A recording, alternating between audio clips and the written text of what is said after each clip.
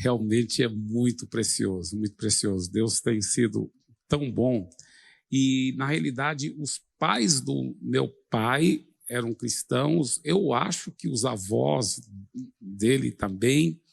Do lado da minha mãe, a mãe dela era, o pai não, mas os tios e avós e tudo eram também cristãos. Agora, uma coisa que eu acho interessante é, por exemplo, o meu pai, desde há muitos anos, ele hoje já está na glória, mas ele sempre ajoelhava, orava durante seu tempo a sós com Deus. E uma das orações que ele fazia todo santo dia é que toda a sua descendência, não só entregaria a vida a Jesus com uma idade bem de criança, ainda como crianças, mas que desde crianças também, para sempre, eles estariam envolvidos, servindo ao Senhor, envolvidos na obra do Senhor.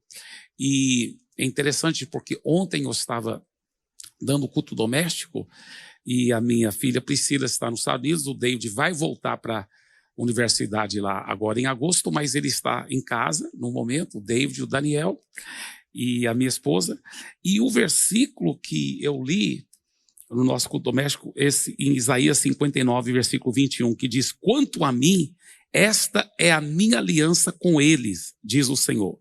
O meu espírito que está sobre ti e as minhas palavras que pus na tua boca não se apartarão dela, nem da de teus filhos, nem da dos filhos de teus filhos. Não se apartarão desde agora e para todo sempre, diz o Senhor.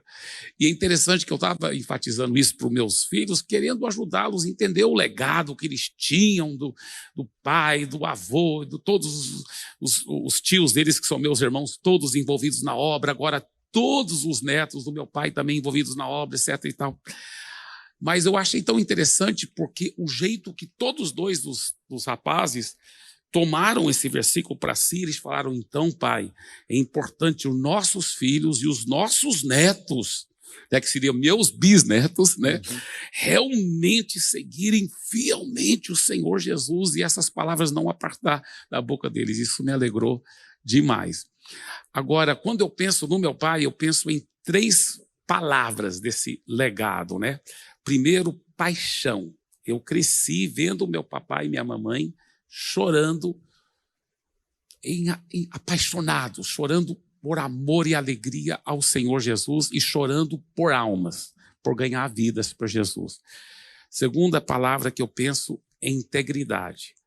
Eu conto muitas histórias sobre como isso me impactou. Uma é quando a gente estava uma vez viajando de férias e era nós, a família toda, os 7, um Fusquinha, porque naquela época não era proibido andar muita gente num carro. E a gente tinha parado no posto. Quem nunca andou aquele chiqueirinho do Fusquinha aqui? Então, depois que nós saímos do posto de gasolina, já tinha passado meia hora e meu pai perguntou para minha mãe: amor, eu paguei o frentista? Porque ele tinha mandado encher o tanque, claro, paguei o frentista. Ela falou: olha, porque muitas vezes ela falava para ele: sim, eu vi você pagar. Mas dessa vez ela falou assim, isso já aconteceu mais do que uma vez, isso aqui, que ela disse assim: olha, eu estava no banheiro, então não sei se você pagou ou não, eu não vi. Ele falou: acho que eu paguei, mas não tenho certeza, vamos voltar. Então a gente voltava mais meia hora, só naquela brincadeira era 1 hora perdida, entre aspas. E ele chegava lá, o frentista via: o senhor de novo? Ele falava: sim, eu queria saber. Ele ia da janela do carro, eu queria saber se eu paguei. Claro, o senhor pagou sim. E ele: então estou feliz. Esse tipo de detalhe, de seriedade e na integridade dos detalhes, me marcou muito. Eu via isso sempre nos meus pais. E a terceira palavra é abnegação. Meus pais vêm de famílias super ricas nos Estados Unidos. Do lado da minha mãe, então, eram multimilionários. E eles vieram sem nenhuma promessa de sustento e toda a vida deles, eles foram autossustentados aqui no Brasil. Qualquer oferta que recebiam, eles davam para outros. E ou para a obra, investiam na obra, porque eles foram autossustentados toda a vida deles. Agora, eles tinham milhões e milhões e milhões de dólares, porque eles eram de famílias ricas e eles mesmo, já antes de virem para o Brasil, já eram empresários nos Estados Unidos. Então, eles tinham muito dinheiro. Mas a gente vivia uma vida, talvez até exageradamente modesta. Muito simples, muito, como eu disse, muitas vezes andando de Fusca, casas muito simples, pequenas. E eu perguntei para eles, mas quando eu fiquei sabendo, depois de mais velho um pouco, que a gente tinha muito dinheiro, falei, mas se a gente tem tanto dinheiro assim, por que a gente vive uma vida tão econômica? Eles falaram, é para poder ter mais, para investir, para ganhar mais almas para Jesus, meu filho. Então, isso impactou a minha vida demais, demais, demais.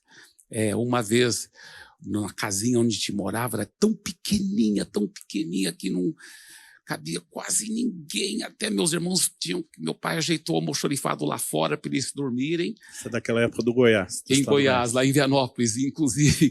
E eu sou o caçula, né? Então meu pai fez uma cama bem pequenininha e colocou dentro da despensa da cozinha, né? Eu lembro que eu fiquei tudo feliz lá, eu tinha meu próprio quartozinho, né? Eu falei, e melhor ainda, durante a noite, se eu ficar com fome, posso só pegar uma banana, porque eu tenho um cacho de banana pendurado lá. Mas eu lembro que um dia chegou um casal realmente nos visitando lá em casa.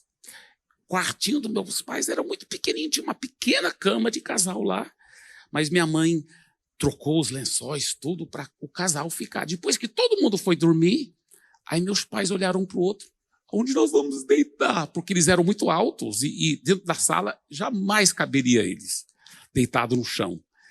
Aí minha mãe teve uma ideia, ela forrou a mesa lá na cozinha, a mesa de jantar, e ele forrou com lençóis e os dois deitaram lá em cima da mesa. Mas eles nunca viram eles reclamando, muito pelo contrário, faziam isso com tanta paixão por vidas. Nós crescemos nos sentindo os mais privilegiados, porque nós estávamos dando nossa vida para ajudar outras pessoas a conhecerem a Jesus.